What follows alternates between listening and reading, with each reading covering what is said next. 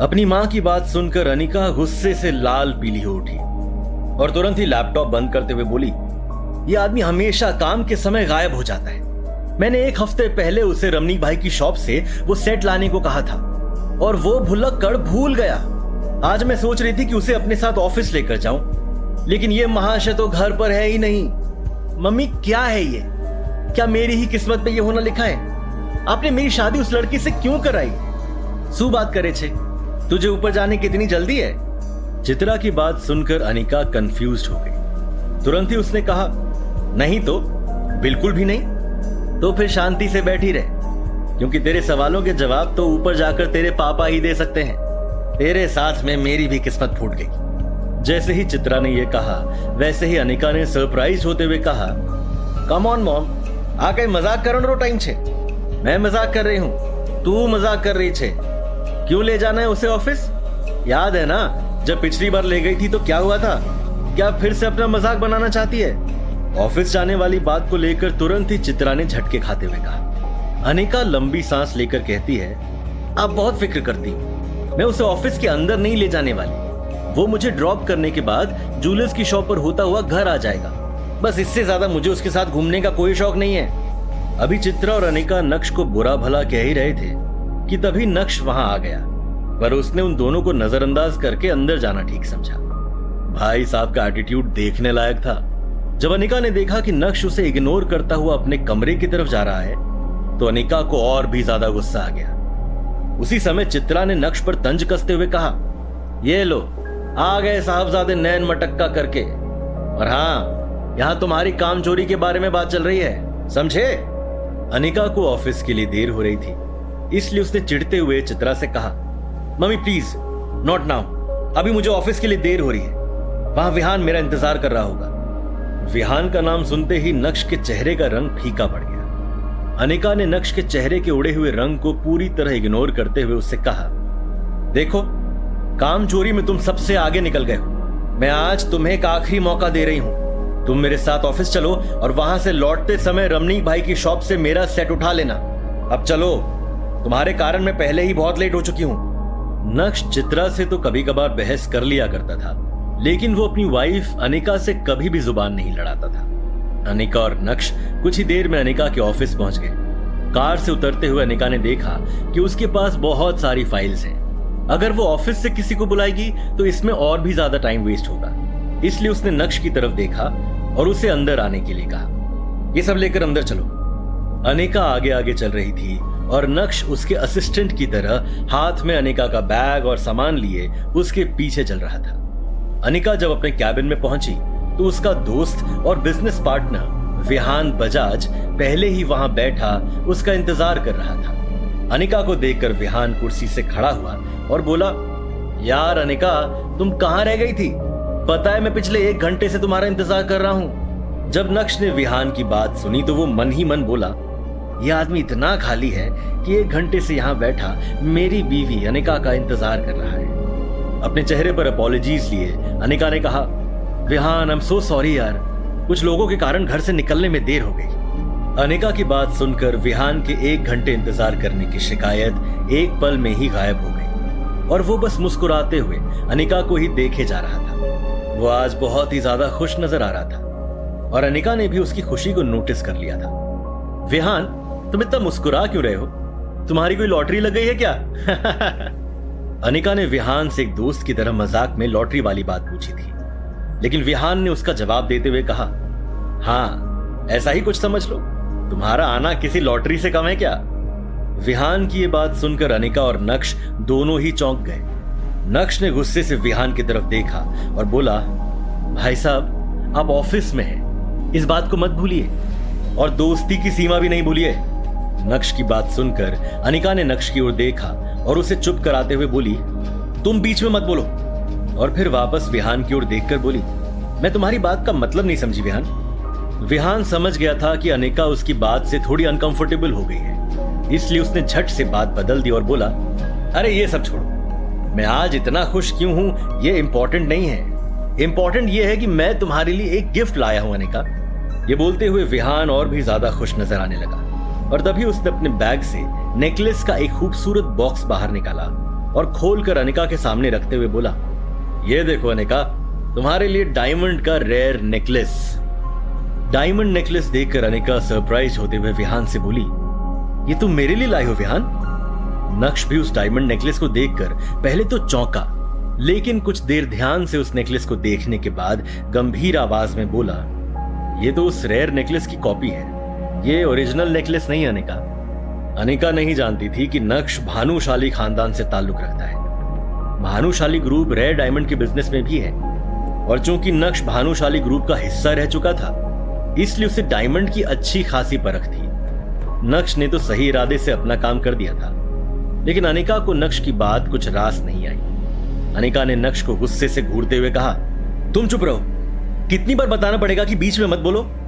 नक्श की बात सुनकर विहान भी ये समझ गया था कि अब वो उस फर्स्ट कॉपी नेकलेस को ओरिजिनल बताकर अनिका को बेवकूफ नहीं बना सकता है। इसलिए उसने खुद अपने मुंह से कबूल करते हुए अनिका से कहा, हाँ ये हार रेयर नेकलेस नहीं है, पर असली हीरे का है, बस इसकी क्वालिटी रेयर डायमंड से थोड़ी सी कम है। लेकिन अनिका, जब मुझे रेयर डायमंड नेकलेस मिलेगा, मैं तुम्हारे लिए उसे जरूर लेकर आऊंगा।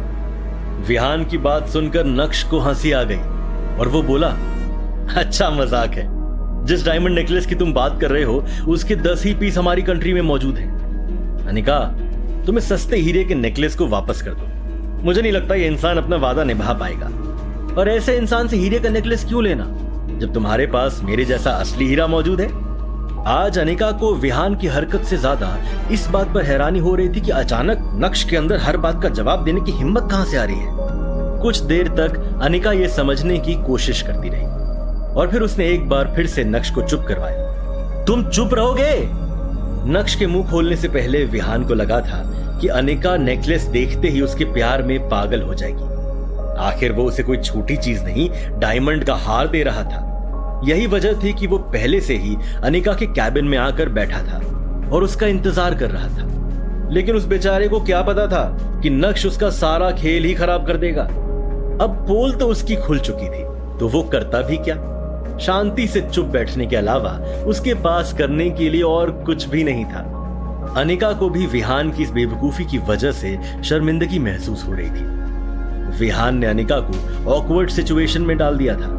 साथ ही अनिका को विहान पर गुस्सा भी आ रहा था। विहान को नकली हार देने की क्या जरूरत थी? पर इस वक्त अनिका के पास विहान को दिलासा देने के अलावा और कोई चारा नहीं था। अनिका की कंपनी ठीक से चल नहीं रही थी और अपने लॉसेस से उभरने के लिए उसे विहान जैसे बिजनेस पार्टनर की बहुत जरूरत थी। अनिका ने उस नेकलेस के बॉक्स को बंद किया और बात को संभालने की कोशिश करते हुए बोली, तो क्या हुआ अगर ये कम क्वालिटी वाला डायमंड नेकलेस है? ये तो नॉर्मल सी बात है।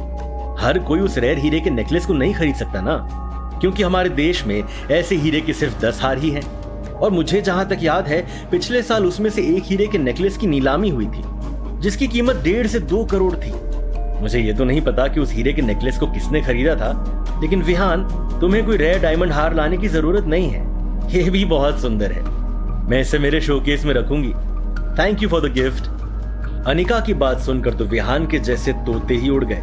उस हार को खरीदने में ही उसे पसीना आ गया था। देखा जाए तो विहान के महीने भर की कमाई उतनी कम भी नहीं थी, लेकिन असली रेयर हीरे का हार खरीदना कोई हंसी खेल थोड़ी है। भूल जाओ बेटा विहान, अनिका को इम्प्रेस करने में कंगाल हो जाओगे, कंगाल।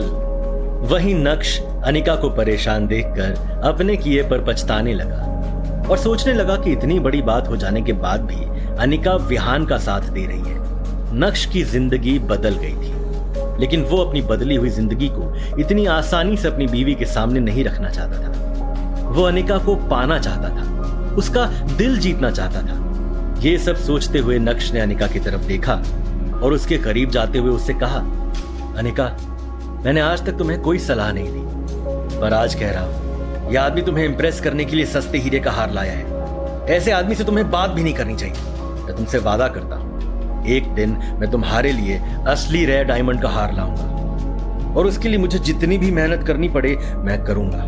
अपने दिल की बात अनिका के सामने रखने के बाद नक्श ने अनिका के जवाब का इंतजार भी नहीं किया और उसके कैबिन से बाहर निकल गया। नक्श ने पलटकर अनिका की ओर देखा तो अनिका भी उसी की तरफ ही देख रही थी। प्यार नहीं तो कम से कम नक्श अनिका का ध्यान अपनी तरफ खींचने में तो कामयाब हो गया था। इसे अपनी छोटी सी जीत समझकर अपने चेहरे की मुस्कान को छुपाते हुए नक्श के कदम ऑफिस से बाहर की तरफ बढ़ने लगे। 2.5 साल की शादी में पहली बार अनिका को ऐसा लगा कि नक्श उसके लिए लड़ रहा है। नक्श का ये रूप देखकर अनिका चौंक गई थी। आज पहली बार अनिका के मन में यह सवाल उठा, क्या नक्श को खुद से दूर रखकर मैंने कोई गलती तो नहीं की? लेकिन जब अनिका की नजर विहान पर पड़ी तो उसने खुद को टोकते हुए मनी मन कहा, ये क्या सोच रही हूं मैं? विहान मेरा बिजनेस पार्टनर है, मेन इन्वेस्टर है। नक्श की इस हरकत की वजह से अगर विहान मेरी कंपनी से बैकआउट कर गया तो क्या होगा? नहीं, नक्श की वजह से मैं मेरी इतने सालों की मेहनत को जाया नहीं जाने दे सकती। मुझे नक्श की नहीं, विहान की जरूरत है। सुबह का समय था और सारे एम्प्लॉइज अपने काम में बिजी थे, लेकिन जब उन्होंने नक्श को कॉन्फिडेंस के साथ बाहर जाते देखा तो सब उसे घूरने लगे थे। कुछ लोगों ने तो अपना काम छोड़कर फुसफुसाना भी शुरू कर दिया था। दूसरी तरफ वहीं अनिका का गुस्सा इस वक्त चरम पर था। आज पहली बार नक्श ने उसके सामने बदतमीजी की थी, इसलिए वो भी नक्श के पीछे पीछे कैबिन से बाहर आ गई। वहां काम कर रहे सभी एम्प्लॉइज ने जब अपने डायरेक्टर को इस तरह गुस्से से बाहर आते देखा तो उनके चेहरों पर सवालिया निशान दिखने लगे। इससे पहले कि अनिका नक्श को रोककर उससे कुछ कहती, तभी अनिका की नजर अपने स्टाफ पर पड़ी और जैसे तैसे उसने अपना गुस्सा अंदर ही दबा लिया। तब तक नक्श ने भी अनिका को अपने पीछे आते देख अपने कदमों को रोक लिया था। इस बार जब नक्श और अनिका की नजरें टकराई तो अनिका सब कुछ भूलकर गुस्सा हो गई और गुस्से से तिलमिला उठी। लेकिन अपनी आवाज को एकदम धीमे रखते हुए अनिका ने नक्श की क्लास लगाना शुरू किया। नक्श, ये क्या पागलपन है? तुम्हें किसने इतना हक दिया कि तुम मुझे अपनी बेतुकी सलाह दो? तुम्हारी हिम्मत कैसे हुई?